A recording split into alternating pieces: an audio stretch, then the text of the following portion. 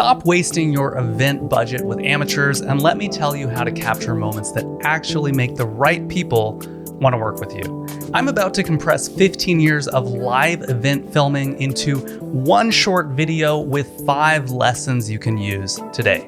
So if you've ever filmed an event and ended up with a bunch of footage that didn't really do the event justice, this video is for you.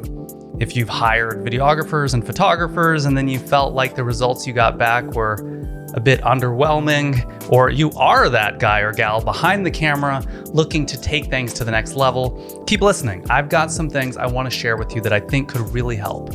I'm going to give you real examples of what works, what doesn't, and maybe just as important, why live event media converts into sales that drive your business forward, and why it can also fall flat. See, I graduated from film school at UT in 2011. I launched my first business actually filming weddings, and for 3 years, I learned a lot, capturing people's big day and family moments, and well, then I got bit by the marketing bug and shifted to working with high-level entrepreneurs and authors and innovators and luminaries. But man, those early years really taught me a lot of lessons I've carried into filming business events. So here are my top 5 biggest takeaways. Lesson number 1, shoot with the edit in mind. People say this a lot when it comes to the actual act of shooting, but I'm talking about something way, way bigger here. I'm talking about the deliverables for the client, the story you're trying to tell, having a mental storyboard of the important videos you're going to be editing together later, and having a shot list that you follow while shooting. And maybe most important of all, the actual purpose of the media. Everything you capture should have a purpose. Every shot should serve the narrative, the look, the story. The lighting should be intentional. You know, I light women differently than I light men, for example. I film personal development retreats differently than I film business conferences in hotels. And just like with everything else in life, you want to really work backwards from the end result, and it will inform all of your other choices. Too often, I just see people shoot everything, just kind of spraying and praying with their shots and then deciding later how to piece it all together in the editing room. But let me let you in on a little secret.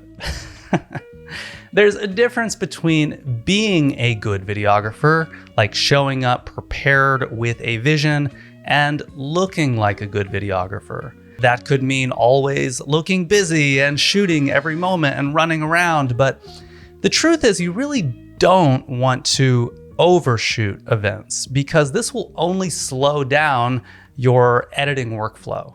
And I guess once you've been doing this for 15 years, you know what moments you're really chasing after. Okay, so that's like the video 101 stuff. But this next one on the list is the most common problem I see beginners make with both photography and video.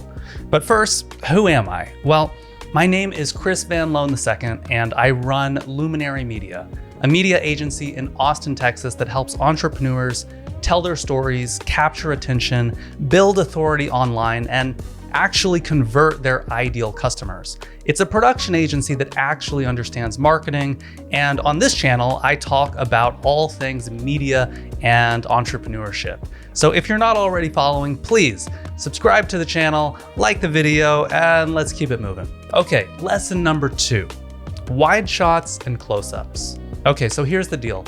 Wide shots give your event scale. They show the grandeur, the energy, the room full of people. And close-ups, they really show emotion, connection, the human side. You know, that's the good stuff. And when I'm filming events, I often feel a little bit like a sniper, just constantly scanning the room and waiting to hit the trigger for that handshake, the hug, the smile, the applause. These are the kind of moments that we're really chasing after. I think often I see people overcompensate with poor shots by using too much slow-mo to give this sort of inflated sense of gravity and depth, but you know, if it's just 2 people talking or walking down a hallway or there's someone in the background looking kind of bored, it's still a bad shot. And you can only polish a boring shot so much by making it slow-mo. The real problem is people shoot too many medium shots. It feels safe. It feels like you're capturing what is happening, but you've got to ask yourself, where are the viewer's eyes supposed to go? You, as the person behind the camera, you're really controlling the viewer's consciousness. Sometimes marketers use these website heat maps to see where people's eyeballs are going and where they're lingering on a web page in order to improve that page, in order to make it more effective. And just like how magicians use misdirection to do their magic, video people use little tricks to control where the viewer is looking and what they're feeling. And well, without committing to framing a shot as either wide or tight, well, you end up with a bunch of kind of mediocre shots that are a little flat and maybe confusing. Every shoot is different and we all have our reasons for making different decisions, but I'm just gonna leave it at this. Shoot more wide shots, shoot more close-ups, shoot less medium shots. Do with that advice what you will.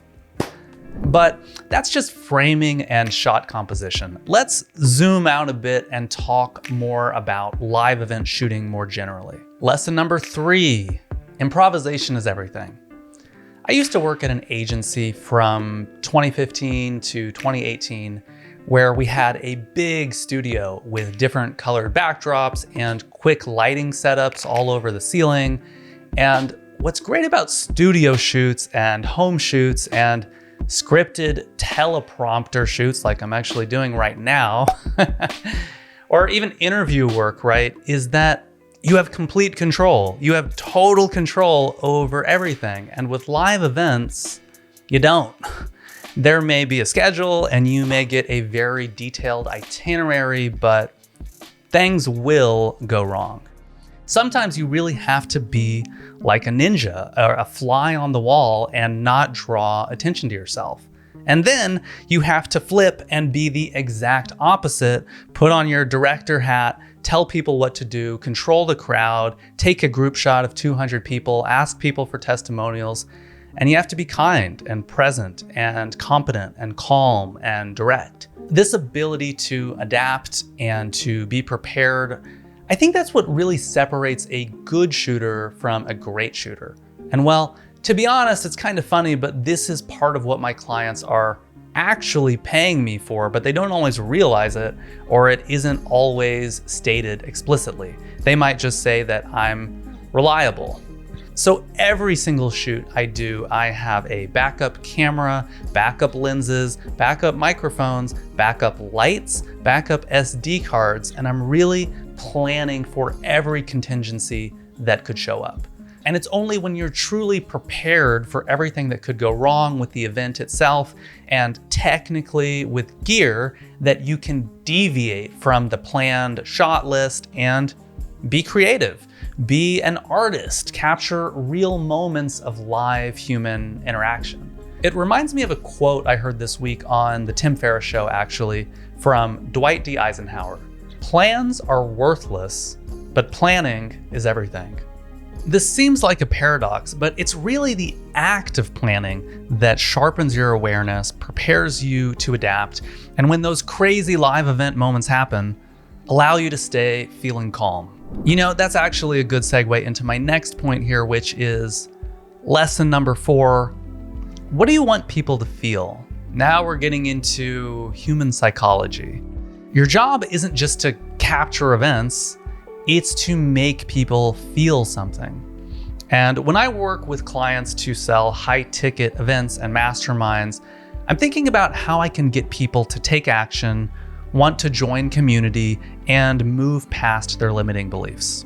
In order for people to get out their wallet and get out of their office, maybe even get on a plane and book a hotel and travel across the country or travel across the world and be away from their families, they have to be motivated to believe in a bigger possibility for themselves or a better life for themselves. And this is really what I love about the power of video. It is really this beautiful synthesis of the image and language and music and transitions and all of the cool little movie magic tricks that we get to employ to move people in an emotional way. And part of what I'm really talking about here is creating a sense of FOMO. You're shooting the event that is happening and trying to attract people to future events. So you really want to create this sense of, oh wow, I wish I went to that. That looks perfect for me. I really should go to the next one. Or at the very least, make the viewers see the authority and expertise of the people involved and the results they get for people and what they're really up to in the world.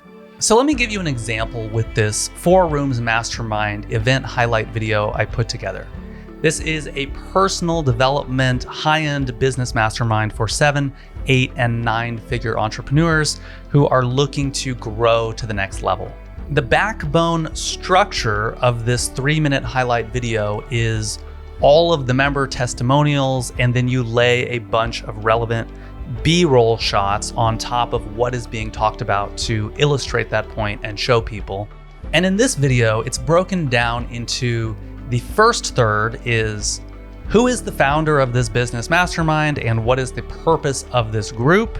The second third is what are the events like exactly and who is this for? Sharing examples on what it's actually like, which leads perfectly into the third third, where you drive home the return on investment of joining this group, attending these events, and end with a very direct call to action. This is what video marketing is really all about. First, you have to know who you are speaking to. Then you have to know their pain points and potential objections and speak to those pain points and answer those objections. And then you ask them to take the next step, to apply, to learn more, to sign up, to give you money. Look, without having some kind of basic structure like this, you're just throwing together a bunch of random shots and sound bites, okay?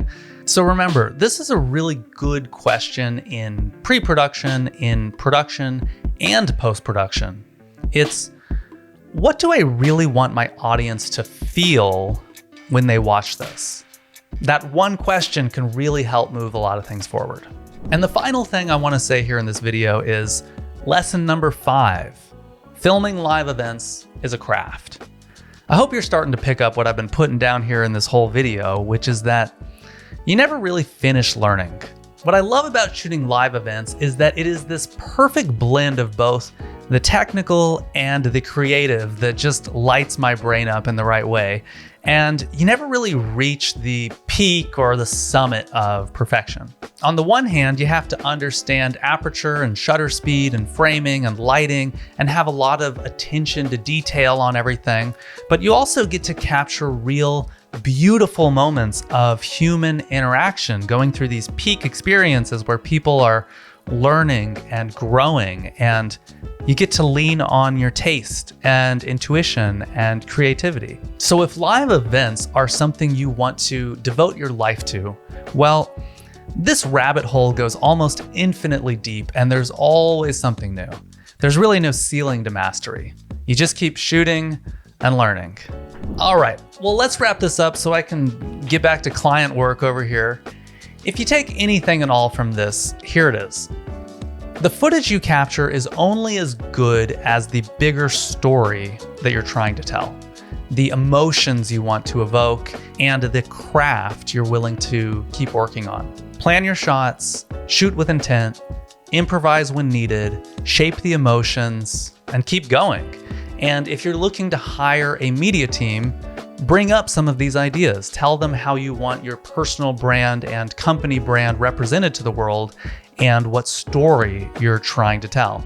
And ask them about some of these ideas that I've talked about in this video, and tell them what are the most important parts of your upcoming event that you want to capture and how you want them to be captured.